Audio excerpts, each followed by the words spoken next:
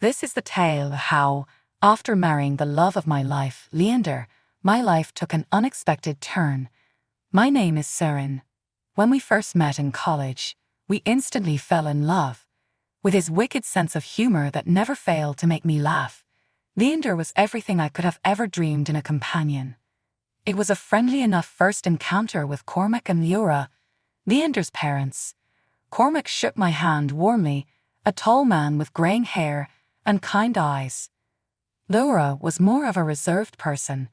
She nodded quickly and gave me a tight-lipped smile while examining every inch of me. "So, you're the girl who's stolen our Leander's heart?" Leora spoke, a suggestion of something in her tone that I was not quite able to identify at the moment. "I hope you know how lucky you are." "I do," I said, attempting to maintain my composure. "Leander's an incredible person." Leora said, "Yes, he is," her gaze never leaving me. "I raised him to be that way." I saw that as the evening went on, I started to lean toward Cormac. He was more approachable, inquiring about my work as a speech therapist and genuinely listening to my answers. Leora, on the other hand, was more intent on entertaining us with tales of Leander's early successes and his sister, Delphine's burgeoning modeling career. Leora bragged, "Delphine is doing so well in Milan. She's dating an Italian entrepreneur now. Such a catch." I was not sure how to react, so I nodded courteously. Leander gave me a subtle, reassuring squeeze beneath the table, which I valued more than he realized. We had a wonderful first few months of marriage. After moving into a comfortable apartment in the middle of the city, Leander and I made our new home. We went on walks, explored neighborhood cafes, and just enjoyed each other's company throughout the weekends. I gave my best to my job at the speech therapy clinic, and I got great joy from assisting kids with their communication difficulties. However, as time passed, my relationship with Leora started to become strained. The beginning was unexpected guests staying at our place. She would arrive at strange times, usually with a weak explanation. Leora unexpectedly appeared one more time on a bright Saturday afternoon. I was wearing my old clothing and had my hair pulled back in a sloppy bun while I was in the middle of cleaning our apartment. Leora cried out, "Oh my," her eyes going big with fake astonishment. I didn't realize we were going for the shabby chic look these days. Reminding myself that she was still Leander's mother, I bit my tongue. "Leora, I'm just cleaning a little bit. What draws you in?" Ignoring my query, she pushed through me and into the living room. "Wiping? You may have deceived me, after all. Take a look at this dust." She examined our bookcase, running a well-groomed finger down its surface. As our neighbor, Mrs. Thompson, passed by our open door, I felt my cheeks burn with shame. Every phrase was noticeable in the corridor because to Leora's strong voice. Leora went on, "Really, Seren," her tone laced with contempt. "How Leander puts up with this is beyond me. As a young wife, I maintained our house immaculate. However, I did not enjoy the luxury of strutting off to work each day." Trying not to lose my composure, I responded, "My job is not a luxury, Leora. It's a career I'm passionate about." Leora snorted, "My darling, passion does not maintain a house. In relation to that, Leander, where are you? Working late once more, or maybe somewhere else?" Her tone was clearly implying something, and it took every fiber in my body not to strike out at her. Rather, I inhaled deeply and murmured, "Leander is at the gym. He'll shortly return home." Leora thought, a cunning smirk dancing over her lips. "Well, I suppose we'll see." I gently nodded while holding back the reply that was about to come forth. Leander entered at that moment, carrying his exercise bag on his shoulder. "Mom," he said, his voice revealing his astonishment. "What are you doing here?" "Just checking in on you too," Leora said in a kind way. "Someone has to make sure you're being taken care of properly." Sensing the tension, Leander's gaze flitted between Leora and me. "Mom, Seren looks after me so well. I also look after her. We work together as a team." Leora's grin narrowed. "Obviously, my darling. I should probably go now. Next week, don't forget about supper. I fell into the couch as soon as the door shut behind her, my eyes welling up with frustrated tears. Saren, I'm so sorry, Leander murmured as he sat down next to me and embraced me. I'll speak with her once more. This needs to end. I had no idea that things would soon shift in our life beyond our wildest dreams. A few weeks later, my menstruation was absent. I wrote it off as stress at first, but as the days passed, I was forced to consider the idea. My hands trembling, I took a pregnancy test. When I eventually glanced at the stick after what seemed like an eternity of 2 minutes, there it was, 2 pink lines. I had a baby. Leander's face glowed with sheer happiness as I told him about the pregnancy. He pulled me into his embrace and twirled me around our living area. With tears of joy beaming in his eyes, he shouted, "We're going to be parents. Saren, I just can't believe it. This is incredible." But when we realized we had to tell Leander's parents the news, the lovely bubble broke. Perhaps stupidly, I thought that the possibility of having a grandchild would make Leora more tolerant of me. Over supper at their place, we made the decision to inform them. Leander cleared his throat and gave me a squeeze beneath the table as we sat around the dining room table. With joy in his voice, he said, "Mom, Dad, we've got some excellent news. Saren is expecting a child." A broad smile spread across Cormac's face. He patted Leander's shoulder across the table and shouted, "That's fantastic. You two deserve congratulations." But Leora said nothing at all, her silence unsettling. Her lips pushed into a thin line, her eyes narrowing as she glanced at me. "Well, I guess congratulations are in order," she eventually stated in a frigid voice. "Saren, I really hope you're ready for the role. You know, raising children is a full-time job." There was a noticeable tension in the space. Sensing our unease, Cormac attempted to refocus the topic by inquiring about our preparations for the nursery and whether or not we had chosen names. The weeks went by, and my physique started to transform. I experienced severe morning sickness, to the point where there were days when I could hardly get out of bed.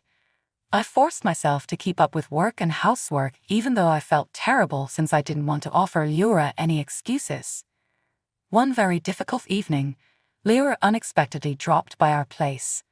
My feet were swollen and my back hurt, and I was completely worn out from work when I got back. "Oh my," Leora said as she entered, her gaze darting over my unkempt look. "Saren, you look just awful. Are you certain that you're looking after yourself properly? And the home, well, hasn't it seen better days?" I bit my lip to contain my annoyance-filled tears. "Leora, I'm doing my hardest. Being pregnant is not easy." Her hand was waved off dismissively. "Nonsense. For millennia, women have been bearing children. It's not necessary to raise such a fuss over it. I never allowed being pregnant with Leander to get in the way of my work." Something inside me broke as she went on to critique everything, including the contents of our fridge and the quality of our clothes. "Leora, I appreciate your concern, but I'm tired, I'm nauseous, and quite frankly, I don't need this right now," I answered, my voice quivering with repressed emotion. "In my opinion, it would be better if you left if you couldn't be supportive." Leora's shut eyes widened, then crinkled dangerously. "Oh, I never," she snorted.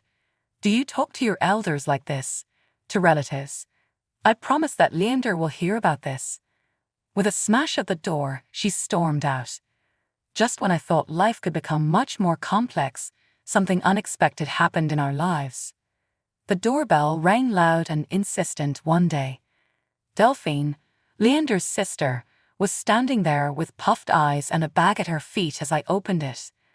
"Delphine?" I let out a gasp. "What's off?" She collapsed into my arms, crying uncontrollably.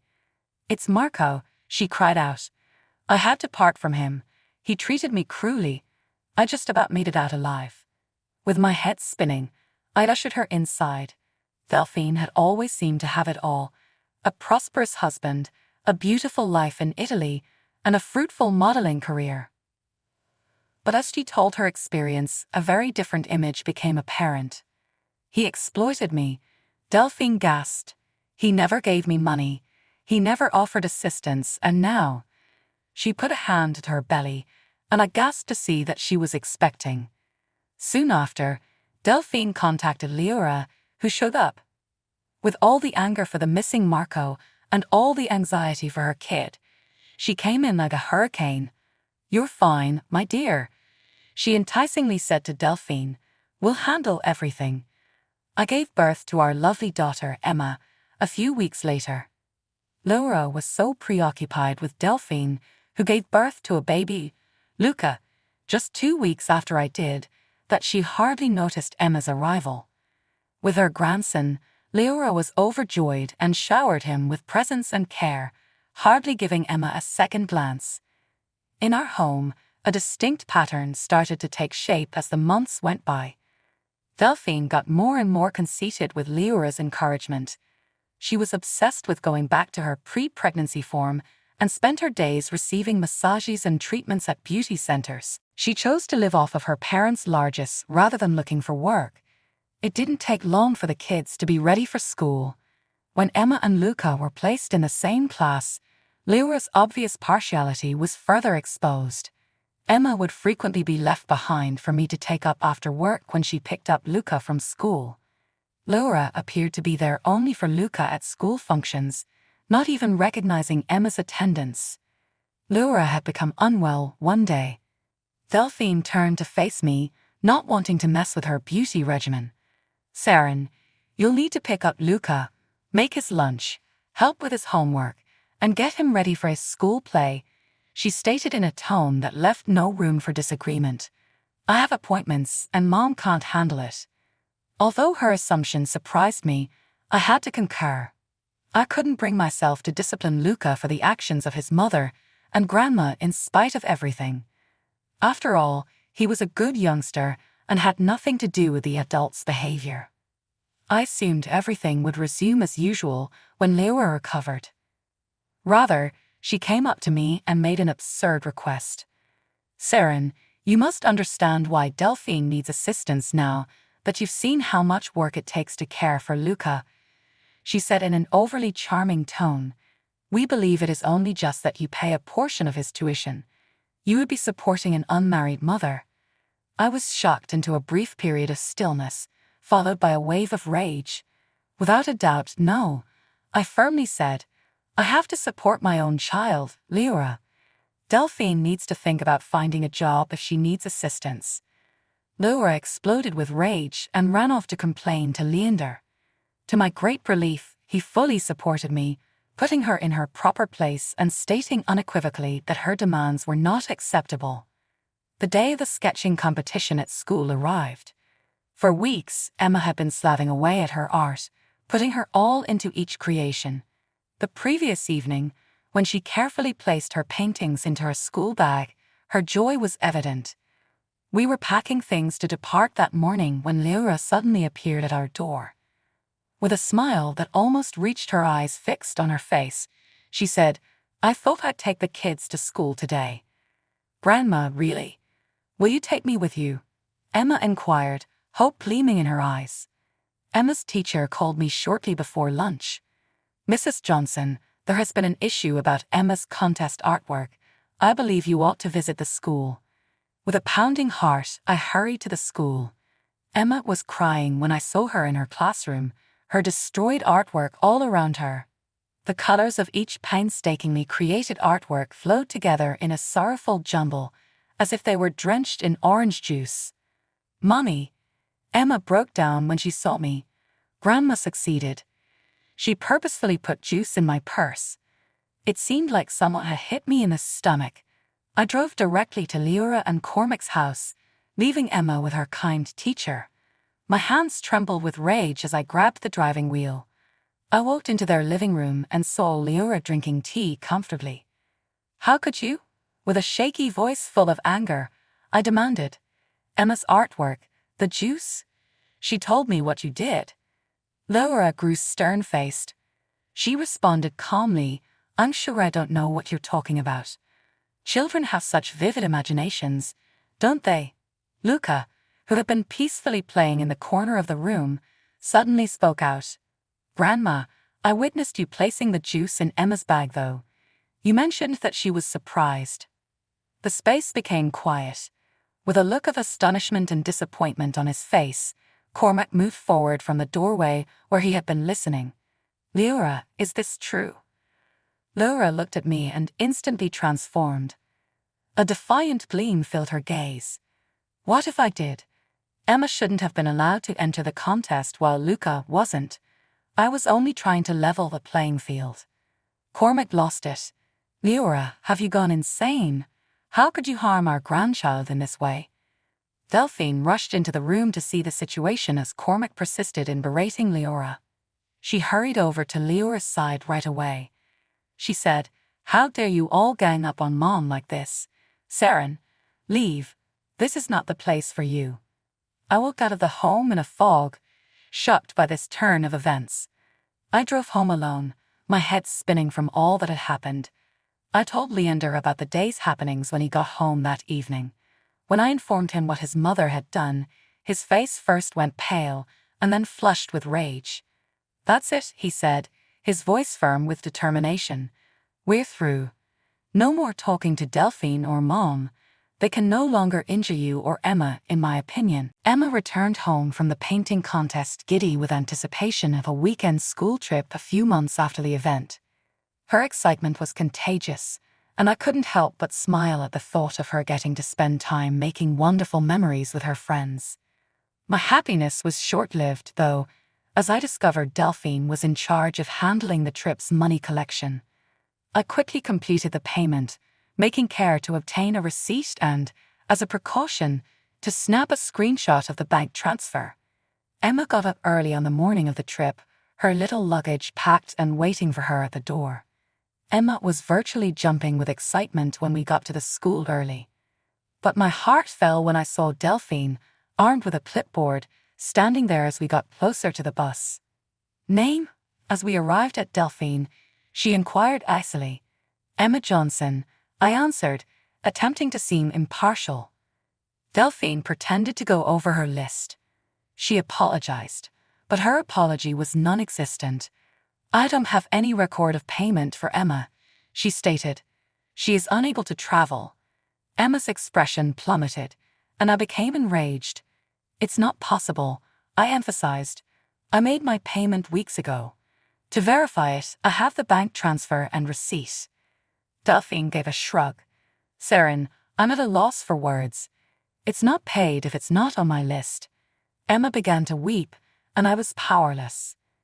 With a look of concern on her face, the instructor, Mrs. Anderson, came up to us. "What appears to be the issue?" she inquired. After I gave her the rundown, Mrs. Anderson appeared distressed. "I apologize, but I am unable to let Emma to board the bus if the payment is not recorded. It is a school policy." After a moment of hesitation, she said in a hushed tone, "Emma may still accompany you if you'd like.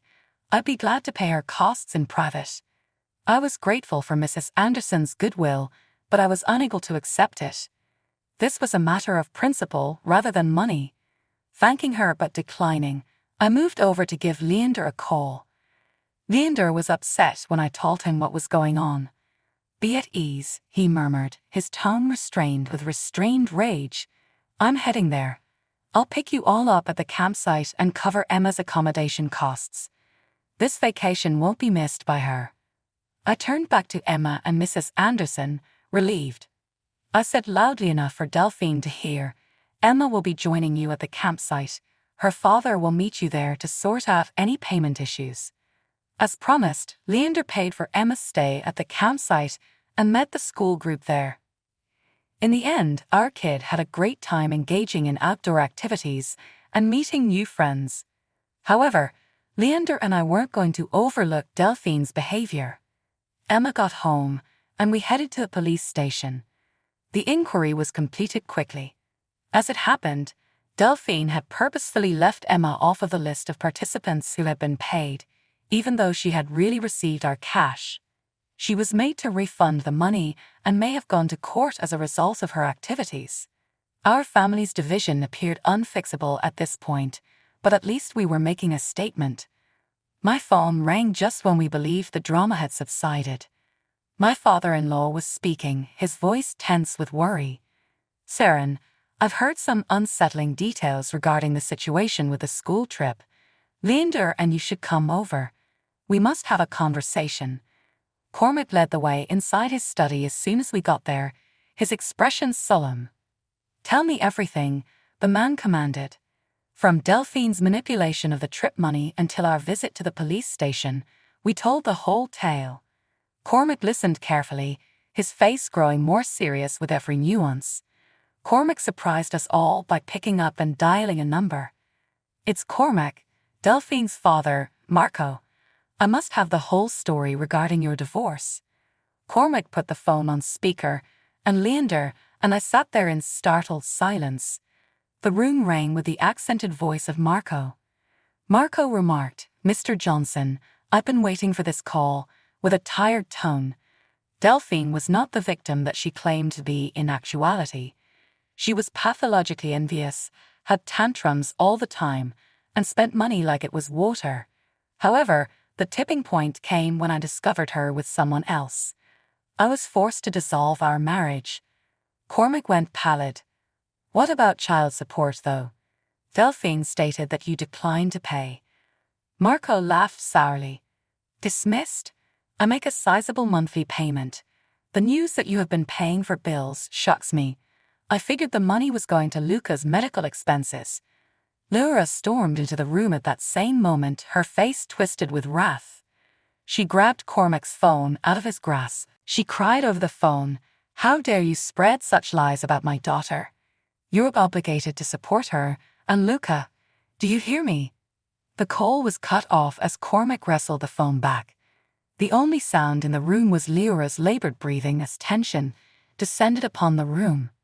"Leora, get Delphine in here now," Cormac ordered in a voice that was uncannily calm.